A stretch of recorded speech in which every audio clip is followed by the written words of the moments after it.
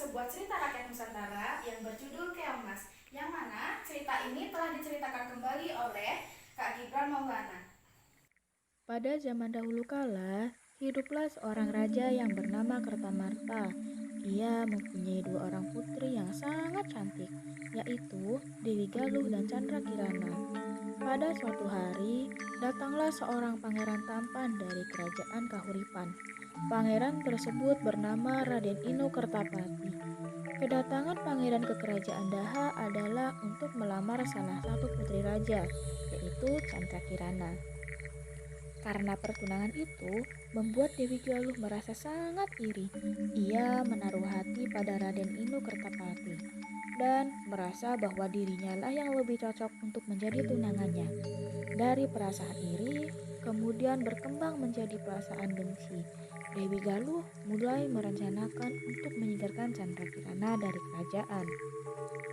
Suatu hari, secara diam-diam, Putri Dewi Galuh pergi menemui seorang penyihir yang sangat jahat.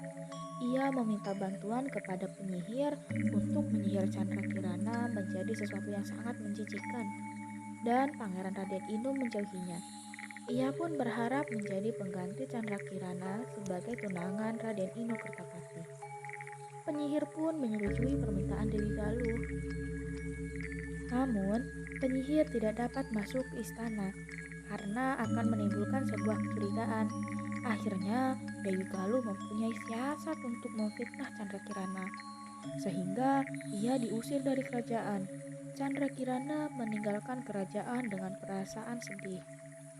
Chandra Kirana sangat sedih mendapat fitnah tersebut. Apalagi fitnah itu berasal dari saudaranya sendiri. Ia kemudian menuju sungai dan duduk termenung sendirian. Saat itu, tiba-tiba muncullah di hadapannya seorang nenek tua yang merupakan seorang penyihir yang sangat jahat. Chandra Kirana sangat ketakutan, apalagi ketika penyihir itu menyihir Chandra Kirana menjadi keong mas. Setelah berhasil menyihir Chandra Kirana, penyihir langsung membuangnya ke sungai. Kutukanmu akan hilang jika kamu dapat bertemu dengan tunanganmu, Pangeran Raden Inu Kertapati. Sementara itu, di kerajaan, Dewi Galuh menemui ayahnya. Ia menfitnah kembali Chandra Kirana. Ia mengatakan kalau sebenarnya Chandra Kirana tidak menyetujui pertunangannya. Oleh karena itu, ia kabur dari istana dan membujuk sang ayah untuk menikahkan dirinya dengan Raden Inu Kertapati. Suatu hari, seorang nenek sedang mencari ikan dengan menggunakan jala. Akhirnya, keong mas ikut tersangkut oleh jala tersebut. Melihat betapa indahnya keong mas yang ia dapatkan, si nenek langsung membawanya pulang dan disimpannya keong mas di dalam tempayan. Nenek tersebut memelihara keong mas dengan sangat baik dan memberikan makan agar tidak mati.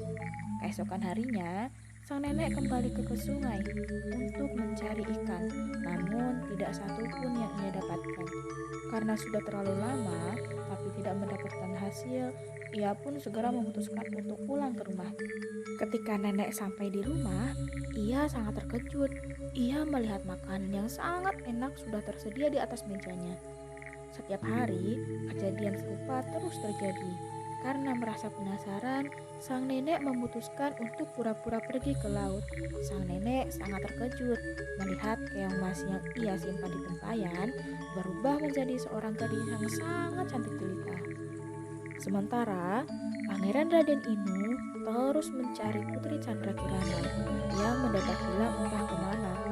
Namun, kabar dari Chandra Kirana pun tidak ia dapatkan. Ia pun berjanji, ia tidak akan kembali ke kerajaan sebelum menemukan tunangannya, yaitu Chandra Kirana. Penyihir jahat mengetahui bahwa Pangeran Raden Inu sedang mencari Chandra Kirana. Ia pun menyamar jadi seekor burung gagak. Di tengah perjalanan, Raden Inu dikejutkan oleh burung gagak yang dapat berbicara. Burung gagak tersebut mengetahui tujuannya, padahal petunjuk jalan tersebut salah. Pangeran Raden Inu mulai kebingungan dengan petunjuk yang diberikan oleh burung gagak.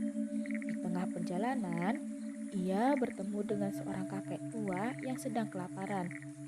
Ia pun segera memberikan makanan kepada kakek tua tersebut. Ternyata Kakek tersebut adalah seorang kakek yang sangat sakti dan kakek tersebut memukul burung gagak dengan tongkatnya. Kemudian, secara tiba-tiba burung gagak berubah menjadi asap. Kakek tersebut memberikan petunjuk jalan kepada Raden Inu Kertapati. Pangeran Raden Inu Kertapati segera menuju desa Dadapan. Berhari-hari, ia menempuh perjalanan yang sangat jauh. Ia merasa sangat kehausan. Ia pun melihat sebuah rumah dan segera menuju ke rumah tersebut. Tetapi, ia melihat tunangannya dari jendela sedang memasak. Akhirnya, Pangeran Raden Inu Kertapati dapat menemukan Candrakirana. Ia merasa sangat senang. Begitu pula dengan Candrakirana yang berhasil menghilangkan kutukannya apabila bertemu dengan tunangannya, yaitu Raden Inu Kertapati. Candrakirana menjadi gadis yang cantik jelita. Raden Inu Kertapati segera membawa Candrakirana ke kerajaan Daha.